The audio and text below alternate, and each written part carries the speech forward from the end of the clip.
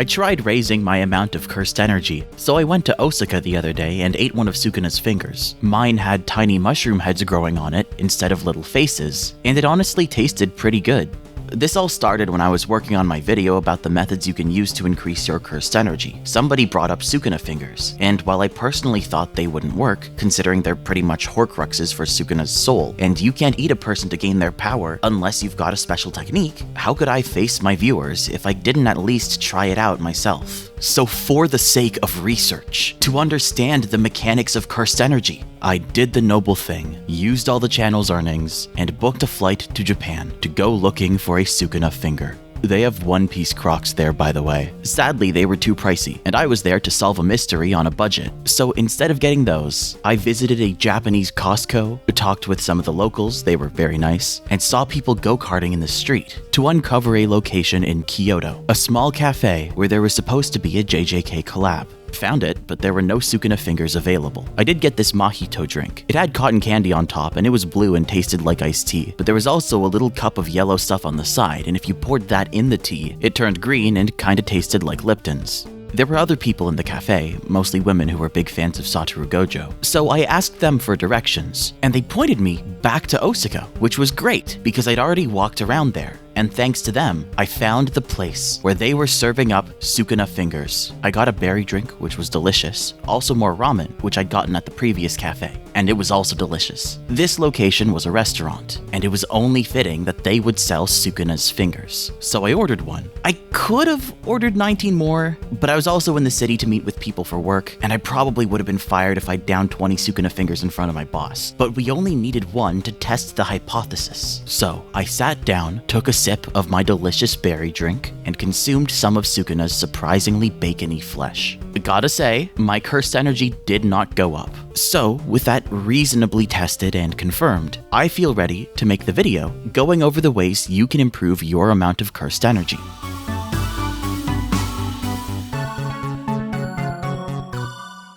Hey everybody, today we're talking about cursed energy improvements. What can you do to raise the amount of cursed energy you have?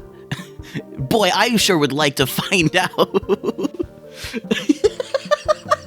Sorcerers can't directly increase their cursed energy like exercising a muscle or using Nen, but some sorcerers do increase in cursed energy over time. So what's different about them and what are they using to get stronger? First, to clarify, cursed energy can both refer to the actual energy and substance somebody uses in battle and the overall amount of potential stamina or energy they have. And these are different concepts because you could spend 20,000 cursed energy across multiple years to destroy a boulder, but that doesn't mean you have 20,000 cursed energy. You might only produce 5 cursed energy a day. Your max cursed energy might be 5, and you've used your max 4,000 times over the course of 10 years to wear that boulder down. The term cursed energy is used in the series both to describe the actual substance you can produce and the max amount of that substance you can produce at any ambiguous point in time. Although to be clear, it's more of an energy substance, where it's considered an energy but has visible and sometimes physical properties. It's a supernatural manifestation that blurs the lines, so it's treated as an energy substance like Chi. But because this isn't Hunter x Hunter or Dragon Ball, you can't train to produce more of it and hit people with an energy blast.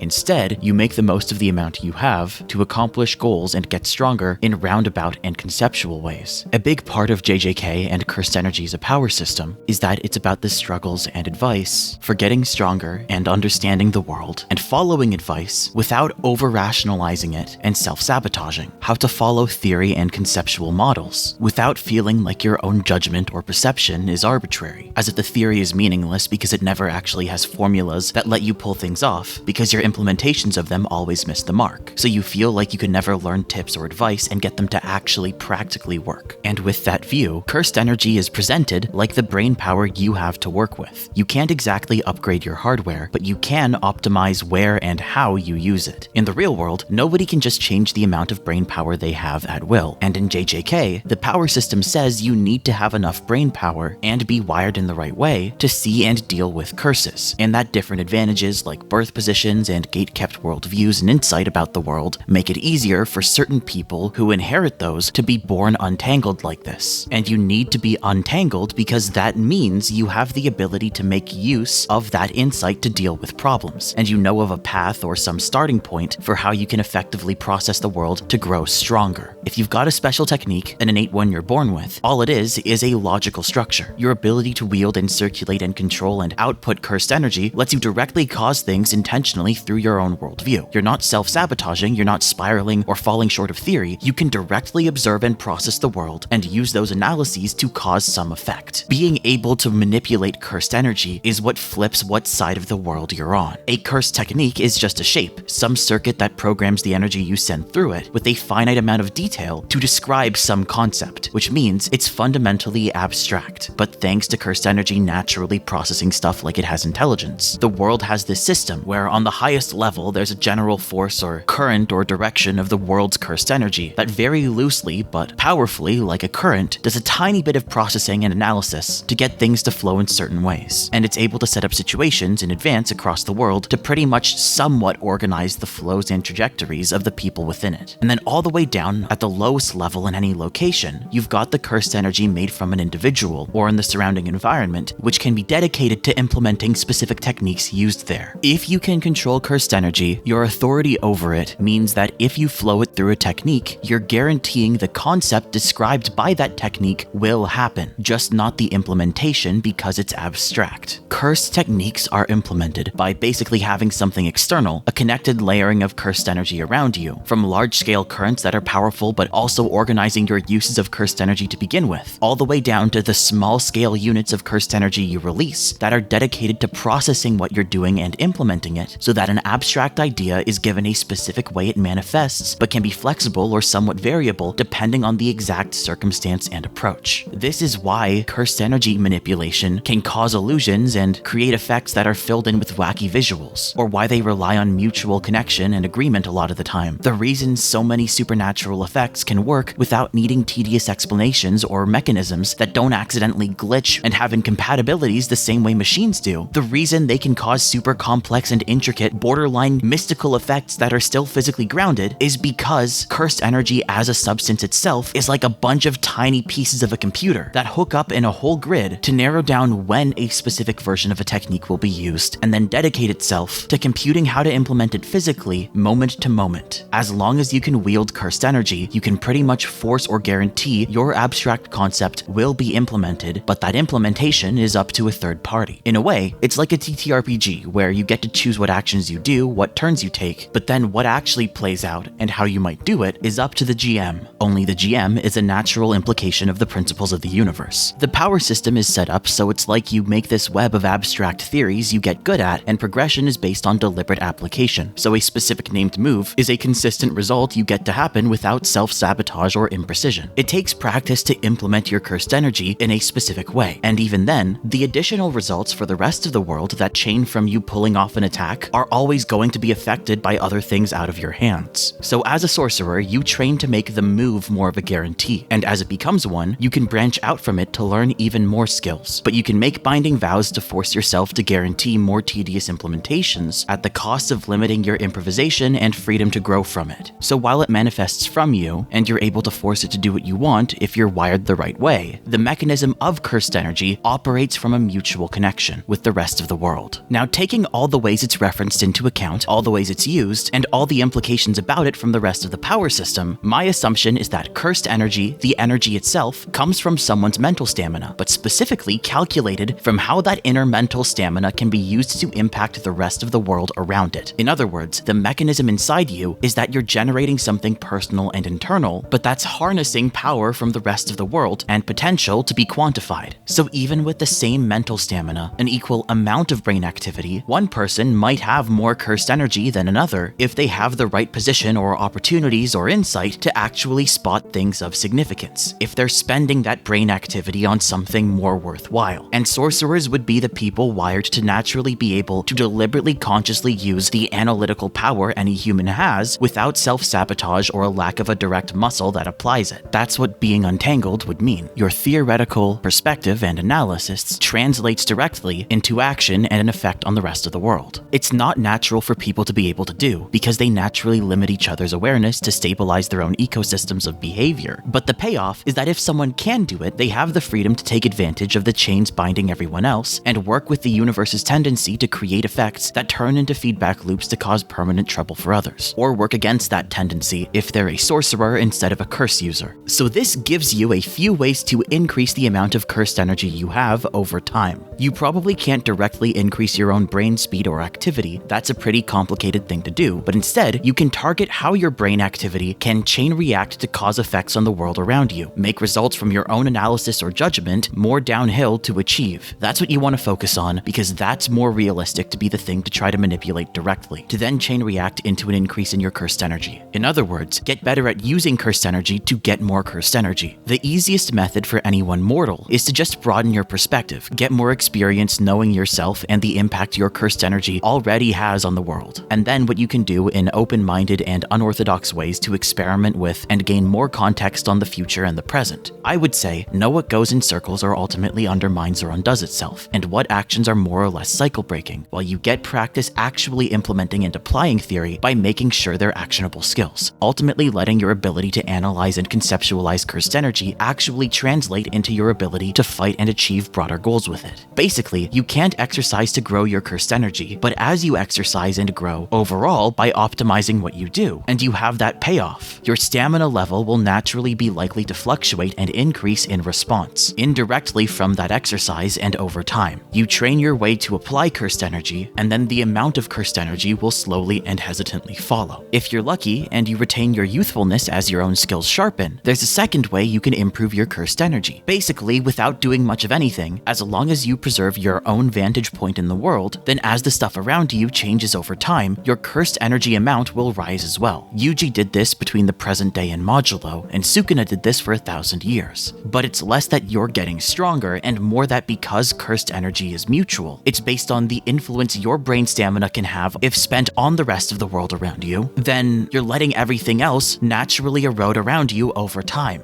So you have a vantage point above everything else, because now the newer landscape around you is lower down. It's not even that you have to be sharper than other people. The ability to use cursed energy becomes itself an impactful tool, so you can just keep exercising and maintaining your level of power, and as long as you have immortality, your perspective and ability to apply that power will inherently become more valuable and foundation-shaking to the modern day around you. Sukuna's cursed energy kept increasing after 1,000 years of zoning out. At least the energy radiating from his fingers did, and maybe part of that was due to the fact that they were feared as cursed objects. Which brings us to the third way to increase cursed energy, but this only works if you're a cursed spirit or you have some sort of special technique. Not even Sukuna was shown to be able to do this. A cursed spirit's body is made from the cursed energy of others. It's built to harness other people's cursed energy to use, so a cursed spirit can use one of Sukuna's fingers or a strong cursed object that's radiating uncontrolled energy by containing it within their body instead of properly consuming it. Spirits can still produce their own cursed energy because their bodies become vessels for souls with brains and brain activity, but their bodies can regenerate by accumulating cursed energy from others, which they can do more effectively at a certain resort, and they could also develop to have a body that contains and harnesses the power from a Sukuna finger, if that finger's been activated and is now radiating a bunch of loose cursed energy. If a human were to consume a Sukuna finger, their body would be destroyed and the Sukuna finger would remain in shape. The only exception would be if they're a compatible vessel for Sukuna to take over, or a compatible vessel that can keep Sukuna at bay and use his powers as their own. But Sukuna's power was already very high, and it's potentially grown over the past 1,000 years, as he's been baked more and more into the foundation of the world of the present day. Gojo was in his 20s and had even less cursed energy than Yuta, but he still put up a good fight against Sukuna, because it's not just about the amount you have. There are other ways to be strong, and other ways to preserve your stamina bar. I said in a previous video that it's like the six eyes are the ability to apply theory, and the limitless technique is the theory itself, but it's more of a clockwise counterclockwise deal. They're both moving right and left in different ways. The six eyes let Gojo Gojo efficiently spot places to apply the theory. And the limitless technique is the concept to apply. It's just uselessly ineffective without them. But with the cursed energy amount Gojo does end up having, and his skill with reverse cursed technique, he can apply some of the amount of energy he has, effectively enough to refresh his brain to then replenish the amount of energy he spent and then some. Gojo has a high enough base amount of cursed energy and a high enough precision to infinitely replenish his cursed energy. So even if you take a trip to Japan, eat a Sukuna finger and counter the effect of the poison with your berry tea, but you find that you don't get any boost in your cursed energy, it's not the end of the world. There are other ways out there you can learn to use more. And it means there are probably countless other methods that we just haven't thought of yet. Although I will say, trying to game a power system is kinda cheap, because you never know if there's another factor implementing it in that version of the real world that you're just not being explained or shown, because introducing it through simpler descriptions makes it more digestible to an audience. If you try to target the seams of a power system, the most likely thing that's going to happen is you're going to encounter another factor you hadn't been told about that makes something you thought was possible not. There are unknowns you can never account for, but the basic premise of a power system is that there's some structure of an idea that's meant to be consistent enough but applied in enough different ways that the audience can intuitively follow along. So try to play along with a spirit of a power system instead of trying to break it, and that will have the best chance to help you break past your understanding of what it means. So maybe the reasons for what you wanted to do could be satisfied with the way it works properly already.